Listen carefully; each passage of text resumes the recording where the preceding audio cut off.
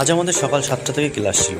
এই কারণে আমরা সকাল সকাল ঘুম থেকে উঠে ক্লাসে চলে গেলাম এবং সাইন করার পর আমাদের প্রোগ্রামের কথা বললো জামালপুর লবিতে যাওয়ার জন্য। তো আমরা সকাল সকাল রেডি হয়ে টোটো ভাড়া 10 টাকা দিয়ে চলে গেলাম জামালপুর স্টেশনে যাওয়ার আগে বৃষ্টি নেমে গেল। তো রাস্তায় আমরা ভিজে গেলাম, টোটো থেকে নামার পর ভিজে গেছিলাম। তারপর আমরা জামালপুর স্টেশনে প্রবেশ করলাম। জামালপুর স্টেশনে মেইনলি আজকে কাজ ছিল, যাওয়ার পর জানতে পারলাম এখানে সিএমএসের কাজ শেখানো হবে এবং শান্টিং দেখানো হবে।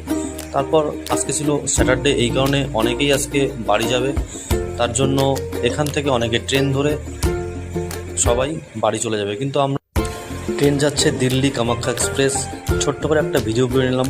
তারপর এখান থেকে আমাদের কাজ সেরে আমরা রওনা দিলাম হোস্টেলের উদ্দেশ্যে।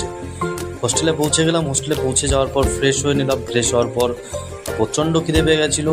তো আমরা যাবো এবার খেতে হোস্টেলে। তো বেশি লোক ছিলাম না, আমরা 10 থেকে 15 জন ছিলাম হোস্টেলে। তার কারণ স্যাটারডে ছিল, এই কারণে আজকে ছুটি ছিল। তো দেখো এখানে বানিয়েছিল আজকে খিচড়ি, সঙ্গে আলু ছানা, একটা চাটনি দিয়েছিল সঙ্গে, আর সঙ্গে ছিল টক দই। খাওয়া দাওয়া করে রুমে চলে আসলাম ফাইনালি রেস্ট করার জন্য। আজকে স্যাটারডে, সারাদিন ঘুমাবো, তারপর বিকালে দেখা যাক কোথায় ঘুরতে যাবো।